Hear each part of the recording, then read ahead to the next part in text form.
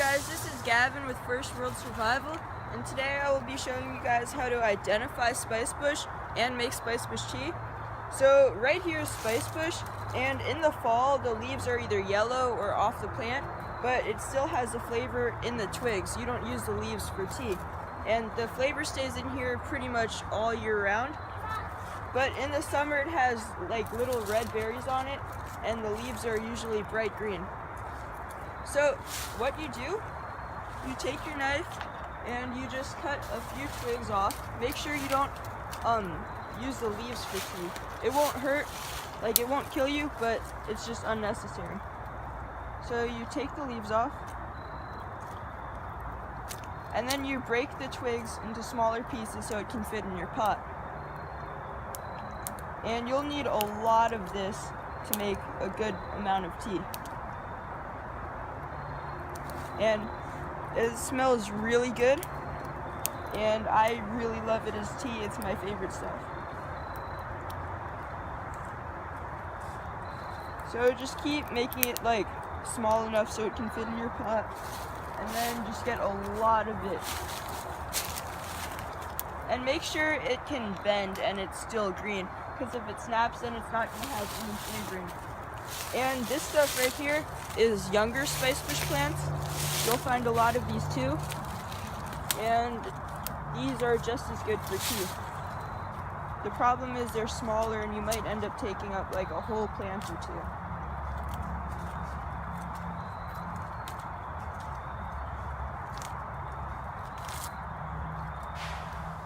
One thing I forgot to mention was that the leaves look like almonds.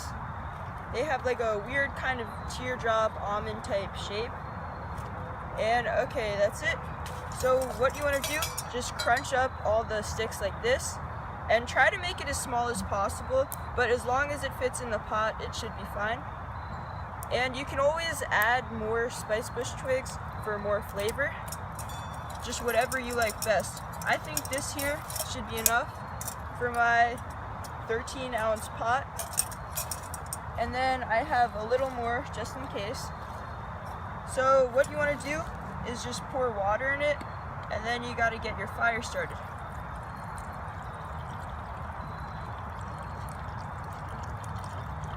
You want to make sure it boils for a while and it gets a good color going.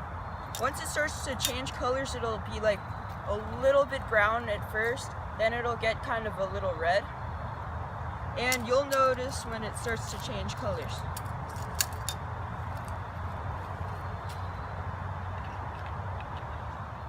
Okay, today I'll be making a fire for the tea in my BioLite fire tin, or little fire pit. It's really good for cooking things on because it has the thing that keeps it steady, and it can go pretty much anywhere because it's small and easy to carry. And I'll also be using the flint steel from my kits that are available, and you just contact me through Facebook, Instagram, or even YouTube, and you can buy one. They're pretty cheap for what's in it, but I have another video explaining that. So I'm just going to be using the flint and steel from it, and cotton ball, and then some lint. So what you do first is shave some magnesium from the little bar here. And this stuff is very flammable, and you can get a fire with it like really well, because it sparks and gets really hot sparks too, so it'll catch pretty much anything. So you want to shave a lot of it onto this, on the cotton ball.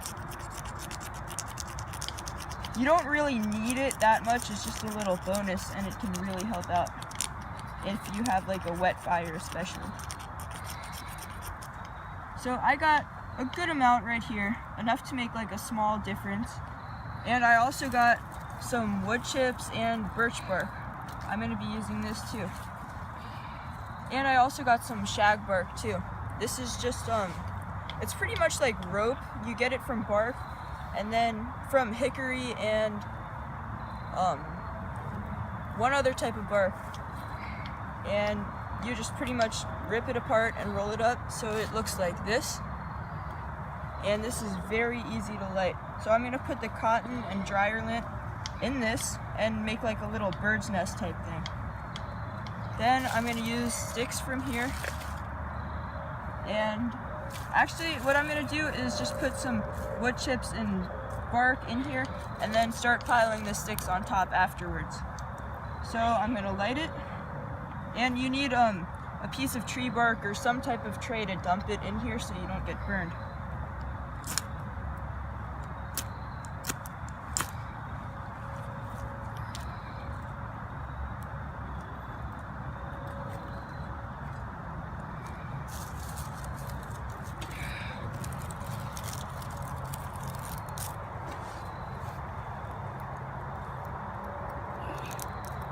And the good thing about this fire pit is it has a little fan to help the fire catch if it ever needs to. So right now it's getting the fire to catch, and I'm just going to start piling some sticks on.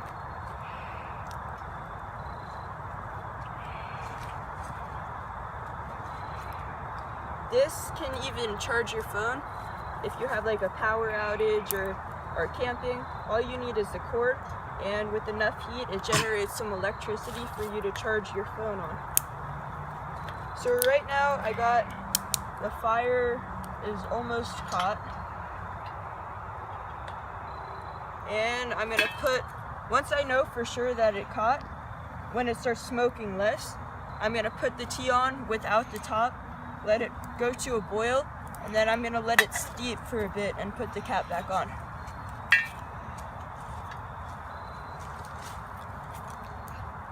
So it's starting to smoke a lot less, so I'm pretty sure it caught.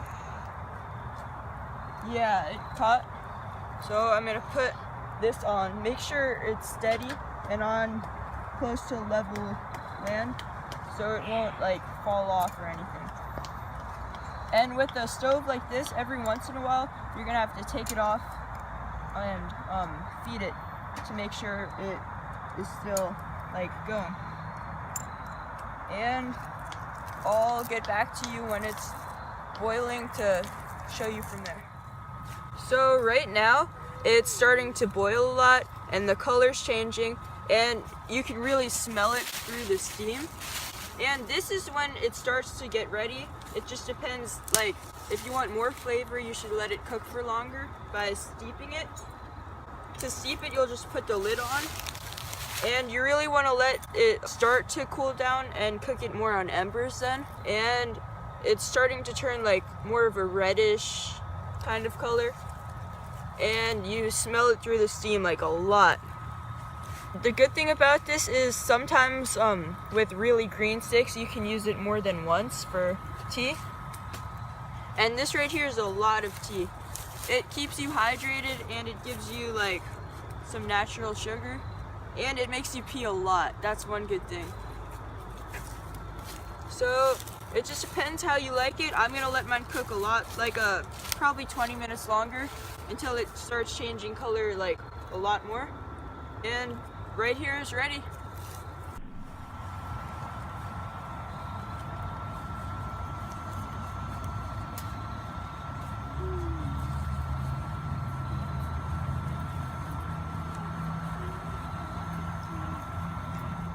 So the tea is ready and it's like a reddish color. It's really good to drink. You just gotta let it cool down for a bit.